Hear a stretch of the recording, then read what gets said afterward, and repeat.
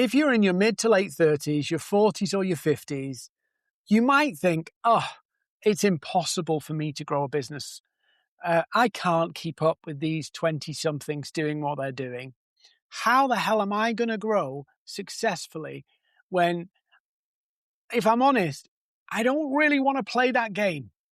That's what we're going to talk about today. I'm in my 40s. I've built my business. I want to help you build yours. But I want to talk about the different approach you take as you're getting a little bit more picky and particular about how you do it. So it can feel like when you're starting on social media, maybe you've had them but not really taken them seriously, and now you're seeing a huge opportunity to reach wide audiences. It can feel like actually you're starting from scratch. It can feel like you're having to almost start the business all over again, like actually you're a beginner. You've just launched. But the key to growing now at a more, not older age, but older age. Let's go with older age. I hate that word, but we'll go with older age. The good thing about growing at this age is you've got depth and substance. And that is a massive advantage. You might not think it when you see other people jumping up and down and bouncing and filming all. I look at some of the videos that these creators make and go, oh my God, I'd love to make videos like that, but I really don't have the energy to do it. I really don't want to do that. I want the outcome, but I don't want the input. So the good thing you've got is you've got depth of knowledge, depth of experience. You've seen the good and the bad and ugly in your topic. You've got the skin in the game, the scars on your back from doing and living what you've done, the experience you've got. But you don't want to be guessing what to do next and how this works and that overwhelm of going, I've got to learn something new. I've got to become an expert now in social media. I've spent the last 20 years gathering expertise in my topic. Oh my God, now I've got to become an expert in Instagram or an expert in LinkedIn. No, you don't. You really don't. But you do have to redefine what the growth is that you want. You don't want more hours, right? You don't want more complexity. And growth looks more like the best clients. It looks like the best work, the work you want to do. It looks like control. It looks like choice. It looks like consistent flow rather than growth. Yeah. So better clients. What do we mean by better clients? We mean the clients you actually want to work with, the clients you go, this is awesome. These are great people to work with. You have to design your business for that, going after those clients that you really, really want. The clearer work. When I was in my 20s, I'd take anything on for money. I'd do any work for money if it was good money. But if a client came to me and said, can you do that? Yeah, I'll do that. I'm really picky about who I work with now and what I do. I am not breaking myself for money. I am not working with pain in the ass clients for money. I do that when I was 20. I do that when I was 25. I did that when I was 29. But at 44, no chance. So I'd rather give people money back and say, there's your money back, fuck off. I would never say it in that terms, but that's an easier thing than dealing with people who are just a nightmare. So it's more deliberate what we want to do. And if that's the case, you want that. So, you don't have you have the flow of good leads and clients, but not the pain in the ass ones. You have to get really picky about how you do your social media too, so that you're not getting the dross. You're not getting the wrong people. So if we think about the way social media works, it works based on algorithms. Now, all of the algorithms have had a major upgrade over the last couple of years with AI. This is massive for us. Why? Because algorithms are reading our content. They know what we're saying. And why is that important? Because the algorithms determine who sees it. In the old social media, it was about, I'd scroll the feed and what I'd pay attention to, what I'd engage with, my profile would get tagged with, he likes this, he likes this, he likes this, he likes this, he likes this. But it's quite broad. And I'd be put into a category. Now, actually, the AI is looking at Dean and what's Dean interested in. And Dean is his own category. Interestingly, if I scroll Facebook, my ads change so fast and match my interests. I actually look forward to reading the ads. I literally look forward to reading the ads because they're so relevant. They're so appropriate to what I'm doing. So the AIs that are working behind the scenes of all of these platforms are now deciding who sees what based on their interest. And so Gary Vee talked about this. We're not in the age of social media anymore. We're in the age of interest media. In other words, if you want to get the right clients, that perfect client, define it and talk to them. Talk to them. So let's say you'd love 10 more clients or 100 more clients exactly like this one. Why not personify that client and start talking as if you're only talking to that client? We're in the age now where you don't market and sell to people. You market and sell to a person. So if you want to succeed in 2026 with your business online, you have to stop playing the 20-something game of how many followers can I amass? How do I grow my engagement?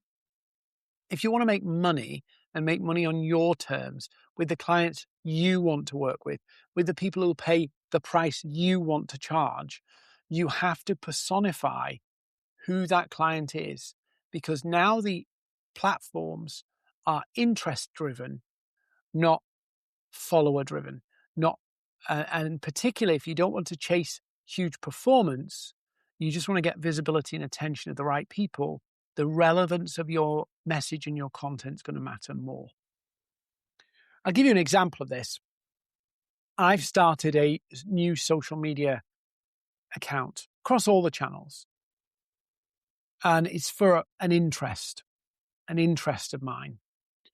So you won't know it's me, but it's an interest. In the past month, my interest channel has had about 3 million views. 3 million. I only talk about one thing. I only talk to one persona. And it's a subset of a market. It's not even the whole of that interest. It's a subset of it. 3 million. That's across Facebook. That's across Instagram. That's across YouTube and TikTok. And I just talk about that one thing over and over and over and over again. And people love it. People engage with it, share it. Literally, that's how it works. So interest media is how we need to grow. And then, so interest, who and what? Who and what do they want? And who are they? Get really defined. Then you need an offer aligned with that. An offer that's aligned with that interest. So if I was doing how to grow on social media, I'd have a grow on social media course or coaching program or technology tool or whatever that is. So the interest, the audience, and the offer all align. So that's the first thing. Next, I need a way to create proximity. Now, what do I mean by proximity? Proximity is the basis of people buying into me. People buy into me first, then what I do. And so they need to see me, how I think, the way I do business, all of that stuff. They need to get to know me. If I just do what performs in that interest, so let's say I go, that one will get me loads of views. It doesn't create that proximity. It creates proximity to me generally, but I want people who really know, like, and trust me. So I have to show up as the real me. Not scripted, not performing, the real me. Because we also live in a post-truth era where nobody's sure what's true anymore. So everybody can get an AI avatar. Everybody can write a script and say some things. But when they see you thinking out loud, when they see you talking off, unscripted, it builds connection. When people see you talking about your moments, what you're doing, what's happened for you, what's worked for you, what hasn't worked for you, that's how you get the advantage. Now, what we're doing here is actually building a brand that is us, but we're doing it in a way that's actually authentic, but plays to the way the internet works today, which is very interest driven. So full alignment of our interest, our audience, our offer, and then the proximity of us, them seeing and feeling us. And then the final bit, how do we get that proximity? So there's certain platforms where it's more difficult. Let's just be real about this. Facebook and LinkedIn are the easiest. I would say YouTube Shorts is I would say LinkedIn is number one, easiest. Facebook is number two.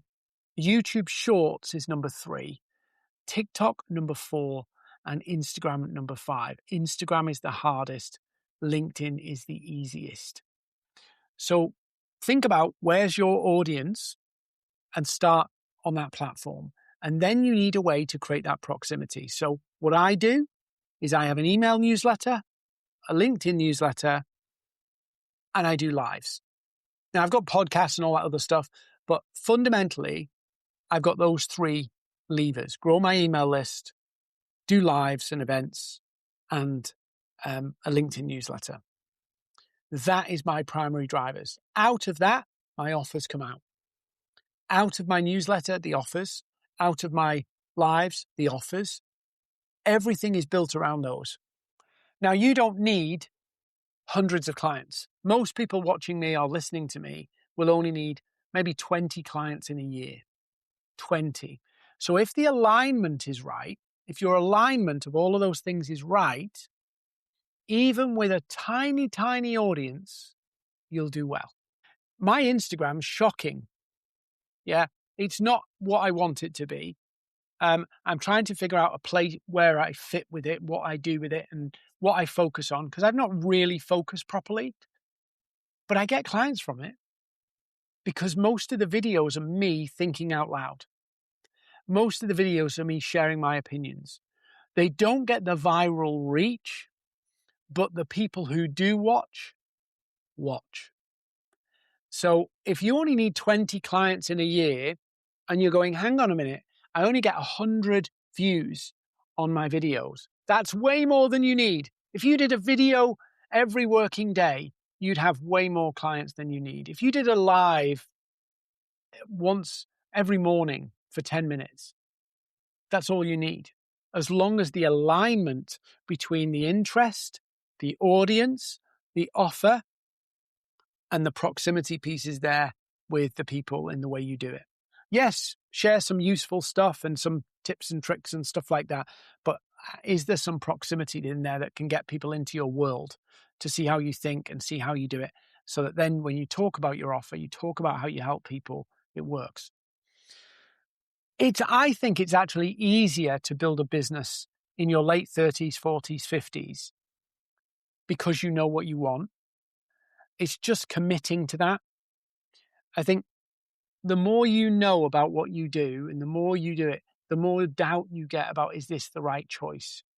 Second guessing and double think, because actually when you're in your 20s, you don't know what you don't know. And when you're a bit older, you don't know everything. And so you start to overthink. In your 20s, you don't think enough. And in your 40s, 50s, you think too much. So it's better to just go, do you know what? I'm just going to help this small subsection. This is what they're interested in. I'm going to build an offer around that. Okay, how do I do this? I need some content to build awareness. I need some content to add value. And I need some content to help me convert and add proximity, getting to know me. That system is what I teach people to do. It's not easy. It wouldn't be if you want to make good money and make it on your own terms. It won't be easy. It will force you to make commitments to do this because it might take you 3 or 4 months to get going. But once you've got it, you've got clients for as long as you want to keep working. And if you decide to start banking money, don't spend it all. Start banking money. You're actually banking the future.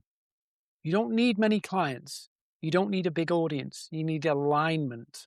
And when you've got that alignment between interest, the algorithms, the audience, the offer, and then you have a process, the proximity piece in there, you've got an unstoppable business that, will you become a multimillionaire? Maybe not, but you'll have a very, very good life, a life that's higher than the average life. And it'll be on your terms. And the clients will be paying the rates you decide. And you'll be choosing the right kind of clients. And you've escaped the social media rat race that many of these 20-somethings are in.